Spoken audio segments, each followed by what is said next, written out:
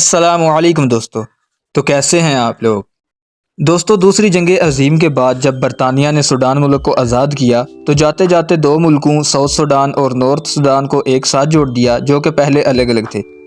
South Sudan اور north Sudan میں الگ الگ قبیلے رہتے تھے، ان کے رسم و رواج بالکل الگ تھے، لہٰذا 1956 کے اندر اسی بات کو لے کر ان کے درمیان ایک سول وار شروع ہوا، جو کہ 2005 میں جا کر ایک ایگریمنٹ سے ختم ہوا۔ اس کے بعد زیادہ تر لوگوں نے یہی کہا کہ ہمیں ساؤتھ سوڈان کے نام سے ایک الگ ملک چاہیے، بالکل پہلے کی طرح، تو انہیں پھر سے 2011 کے اندر علیحدہ علیحدہ کر دیا گیا۔ لیکن اس وقت مسئلہ ہے نارتھ سوڈان کے اندر۔ وہ مسئلہ یہ ہے کہ اس ملک کے اندر بھی کچھ ایسے قبیلے موجود ہیں جو کہ اس کے ٹکڑے کر کے الگ ملک بنانا چاہتے ہیں، اور ان کو روکنے کے لیے عرب لوگوں نے ایک فورس تیار کی تھی جس کا نام رکھا گیا تھا ریپڈ سپورٹ فورس، جو ہر گزرتے وقت کے ساتھ اتنی مضبوط ہو گئی کہ ملٹری اور یہ فورس اب برابر ہیں اور اب پورے سوڈان کا کنٹرول چاہتی ہے۔ عام طور پر ہم نے دنیا کے اندر یہی دیکھا کہ ایک ملک کی ملٹری جب بھی حکومت کے اندر انٹرفیس کرتی ہے تو موجودہ حکومت کو ختم کر دیتی ہے، جو کہ ہمارے اپنے ملک میں بھی ہو چکا ہے۔ آرمی مارشل لا لگا کر خود ملک کا کنٹرول کرتی ہے۔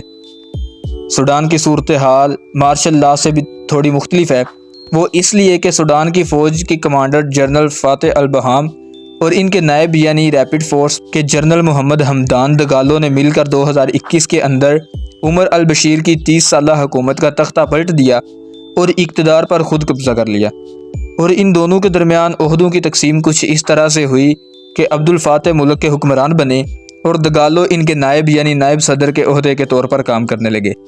لیکن معاملات تب خراب ہوئے جب دسمبر 2021 کے اندر دگالو کو لوگوں نے ترقی دے کر عبد الفاتح کے ماتحت کرنے کی بجائے ان کے برابر کا عہدہ دے دیا گیا، اور جیسا کہ آپ جانتے ہیں کہ ایک میان میں دو تلواریں بھلا کیسے رہ سکتی ہیں، اور نہ ہی ایک ملک کے دو حکمران بن سکتے ہیں۔ لہٰذا عبد الفاتح کی ملٹری اور دگالو کی ریپڈ فورس کے درمیان جنگ شروع ہو گئی، اور اس کی دوسری سب سے اہم وجہ یہ تھی کہ عبد الفاتح یہ چاہتا تھا کہ دگالو کی R&F یعنی ریپڈ فورس کو ملٹری کے اندر ضم کر دیا جائے، جیسے 2013 کے اندر بغاوت اور ہنگاموں کے اندر استعمال کرنے کے لیے بنایا گیا تھا، لیکن اب وہ کنٹرول سے باہر ہو چکی تھی۔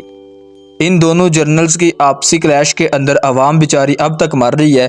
آفیشیل رپورٹ کے مطابق 150 سے زائد لوگ اپنی جان کی بازی ہار چکے ہیں، کئی سو زخمی ہیں اور لاکھوں اپنے گھروں میں بند ہیں۔ کسی کو نہیں پتا کہ اصل میں سوڈان کا حکمران ہے کون، کسی کو کوئی آئیڈیا نہیں ہے۔ نارتھ سوڈان بالکل لاوارث ہو چکا ہے اور دونوں جنرل اپنی مرضی سے اور اپنے طریقے سے اس ملک کو چلانا چاہتے ہیں۔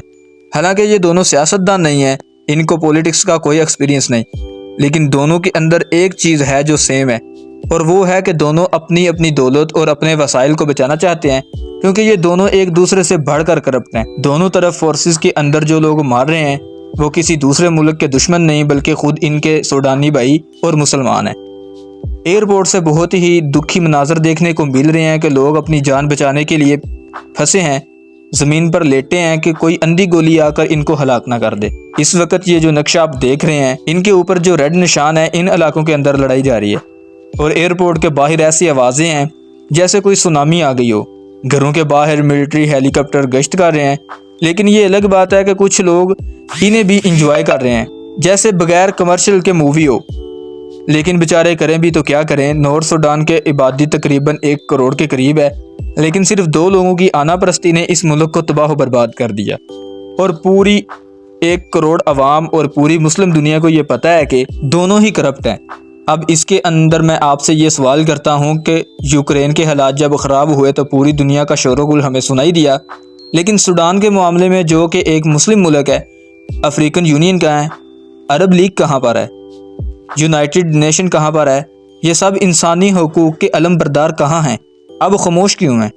کیا مسلمانوں کا خون اس قدر سستا ہے، یا ان کی کوئی اہمیت نہیں، یا پھر یہ سب ان کے مفاد میں نہیں ہے؟ آپ اس بارے میں کیا سوچتے ہیں؟ اپنی قیمتی رائے کا اظہار کمنٹ سیکشن میں ضرور کیجیے گا۔ تو دوستو، مجھے امید ہے کہ آپ کو یہ ویڈیو ضرور پسند آیا ہوگا، اور اگر آپ اسی طرح کی انٹرسٹنگ ویڈیو دیکھنا اور سننا پسند کرتے ہیں تو چینل کو سبسکرائب کریں۔ Thanks for watching this video. اب ہم ملتے ہیں اسی طرح کی نیو انٹرسٹنگ ویڈیو میں، تب تک کے لیے اپنا بہت سا خیال رکھیے گا۔ اللہ حافظ۔